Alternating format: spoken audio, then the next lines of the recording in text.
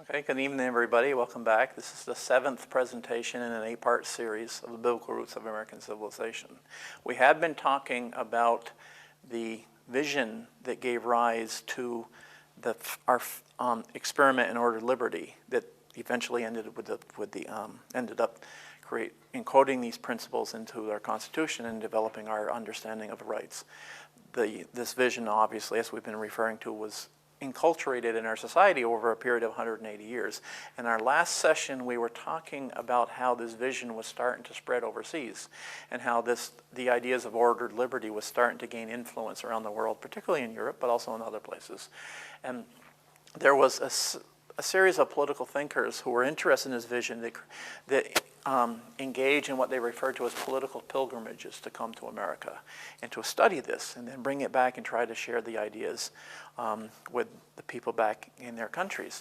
And one of the first ones who came over here was a French historian, Alexis de Tocqueville, who wrote this classic called Democracy in America. And when he started to study this experiment, he wrote this classic. And I want to give a short quote from him because he's referring to New England, and New England was the epicenter of this Puritan movement. So he's talking about what this experiment in liberty in New England. He's saying, the civilization of New England has been like a beacon on a hill, which after it has diffused its warmth immediately around it, also tinges the distant horizon with its glow. Now in this case, the distant horizon was Europe, because these thinkers were picking up on these ideas and they were gaining currency in Europe, as we talked about last time. This had a very large influence on the spread of the abolitionist movement. It had, and as these people went traveling to the Middle East, it helped inspire the rise of these movements for national liberation among peoples who had been kept down for centuries under dominion of various empires and stuff like that. So there was movements for national liberalization. There was movements for more freer approaches to economics. There was movements for representative government. And so the ideas that gave rise to our understanding of pluralistic democracy and the free people under a free government and religious freedom was gaining currency. And finally, as an affirmation of where these ideas came from, the nation of France awarded us the Statue of Liberty as to affirming that these ideas that were sweeping the globe, they resulted in the abolitionist movement and resulted in these national movements for national liberation, and a lot of these other things came from the America and our revolution and the declaring of our ideas to the world and the sending out of missionaries. Now, this vision that we've been talking about has been referred to by Thomas Sowell as the constrained vision. And the reason why he calls this a constrained vision is constrained in respect to what it expects out of the role of government. Now, in terms of what's possible in the relationship between human and God is anything but constrained, because almost anything is possible. But in terms of its vision of the role that government plays, it's a constrained vision because it expects a very limited role of government.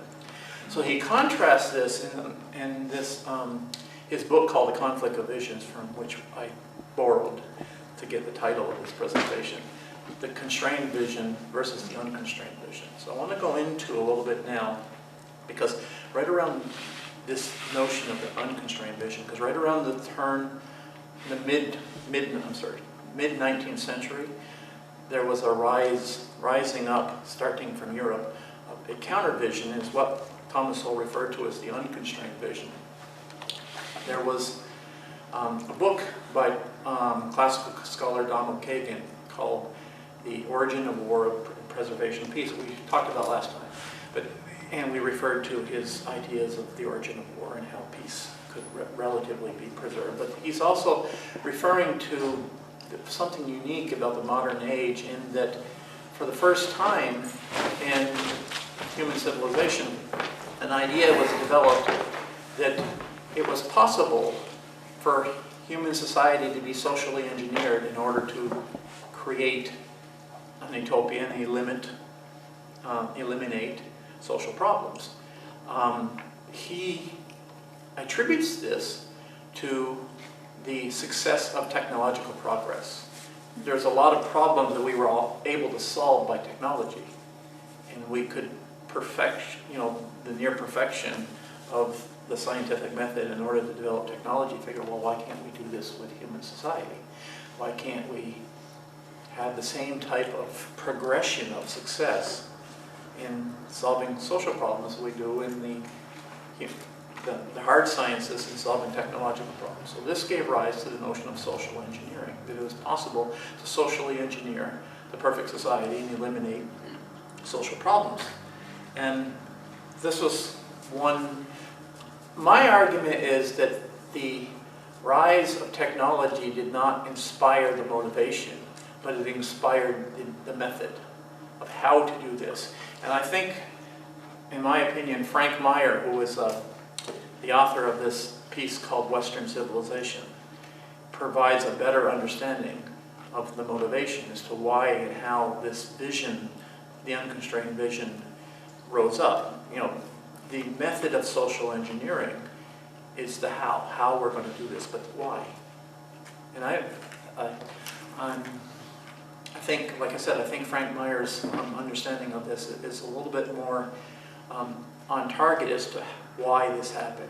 So Frank, as we mentioned in our presentation number 2, called The Source of American Individualism, with the rise of the Judeo-Christian vision of a human beings created in the image of God, as opposed to the pagan view of human beings simply being one small speck of this vast cosmic drama, the significance of the human individual and the importance of the human individual took on vastly more of a significance than it did under the pagan view. So there was this vision of transcendent perfection and idealism that was made possible by this idea that human beings are created in the image of God. We're not just some kind of speck in his cosmic drama. So this opened up a vision, but it also opened up what he refers to as utopian temptation. So you have this vision on one hand of transcendent perfection, and the reality of human injustice on the other. And I want to quote how he expressed this in his work, The Western Civilization. But at the heights of understanding, another problem arose, one that I have referred to above as when discussing the Hellenic experience, and have called the problem utopianism. A clear vision of the naked confrontation of individual men with transcendence created a yawning gap in human consciousness. It was something to the effect of eating the fruit of the tree of knowledge of good and evil. On the one hand stood the perfection of transcendence. On the other hand, the imperfection of human existence. The temptation was enormous to close that intolerable gap, to grasp that understood transcendent perfection by sheer human will, to make it live on earth, and to impose it upon other human beings, by persuasion if possible, but by force if necessary. Now, so you have this conflict between the vision that is opened up by this and the reality of, life as we see it. And so there's this yearning gap. And so they seek to close this gap through their own force of action, through social engineering, by persuasion if necessary, and by persuasion if possible, and by force as necessary.